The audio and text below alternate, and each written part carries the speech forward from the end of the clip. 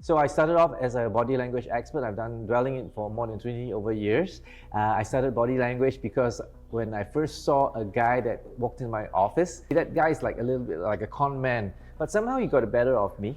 And then he spoke and I got taken in, and then he offered me a business deal. And then I just jumped into it.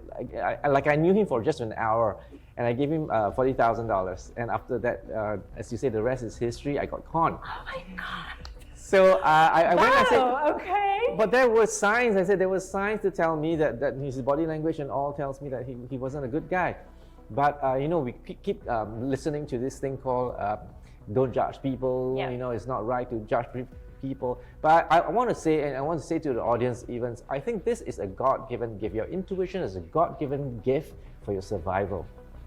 The con artist, it's such, I didn't expect you to share this kind of story. What is the face of a con artist? Okay, first of all, we talk about body language. They have exaggerated smile, promises, things like that. They always agree with you. So anything that does it's too good to be true. Usually it's too good to be true. Usually you need to qualify first. Be a bit skeptical, qualify it, and if you cannot qualify it, then it's too good to be true. So that's the first sign. But the sign on not say a con artist's face, but yeah, generally when I do lots of profiling on criminals and prisoners, things like that. Several common traits are they have very small mouth. So when you have larger mouth, you're more social, you're more talkative. But when you have smaller mouth, you tend to keep a lot of secrets. Okay, so then the eye, the sharp eye. Okay. Like a sharp the wing corner. eye, yeah, things like this. Okay, and sometimes the eyelids are like half closed, and there's a reason for it. You see in body language, you say anything that's open, we are more transparent, we're more open. That's why your eyes lid goes up, your palms goes up. I've got nothing to hide, as compared to I've got nothing to hide. When was the latest assignment you were asked to do profiling for a criminal? Oh. now you got me curious. So I don't officially do profiling for criminals yet, but there are lots of police officers that come for my public workshop, and so I teach them how to look at criminals, and we use old footages, and I'll show them where and how they can actually spot. So you do workshops about it? I do. Right, so we can also learn actually how to read the faces. Now you make me even more nervous. Anything about myself I need to know? Okay, so the first thing I see, I love looking at the ears. The ears tells me a lot about you. So they're open today. Yeah, yes, are banded in this way. They are flat against the face. So you are not a person that like to rock the boat too much.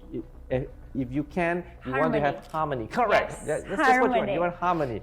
But your inner helix is also sticking out, which means you have a lot of intuition.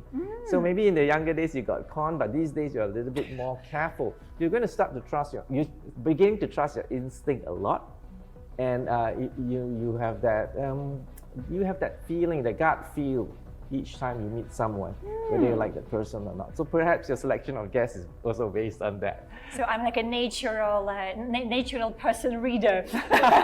Yeah, that's correct. But maybe you did not learn the definitive, the pure definition of what each part means. But you have a natural intuition, right? That's what Grandma always said, or Mom said, "Hey, I don't quite like that guy you brought home. How do you know him, Mom? I just got that feeling." It is just body language undefined for these people who did not go to a body language course or a face profiling course. Not all of us went to the body language and profiling course yet with you. However, I'm just curious, could you give us a few tips? Let's say if I want to make sure that a boy I'm dating is going to be a good husband.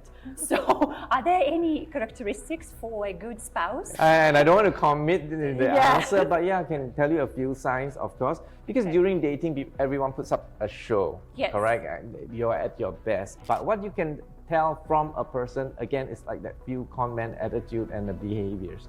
So it goes beyond just face profiling or body language. There's also things called speech analysis.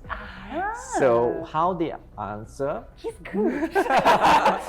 You're becoming more and more dangerous second by second. Okay, so part of body language is called speech analysis. So for example, if you meet a guy and you say, are you married? You know, a boyfriend. Yeah. Are you married? The first thing you want to hear is that first response. Unlike a lawyer who just want to hear yes or no, a body language expert would like to hear the hesitation and how long he took to answer. You say, are you married? Not really. So a lawyer will say, no, I want to know yes or no, but that's no, he's already given you the answer. Yeah. Okay, lots of question marks, so that's what you want.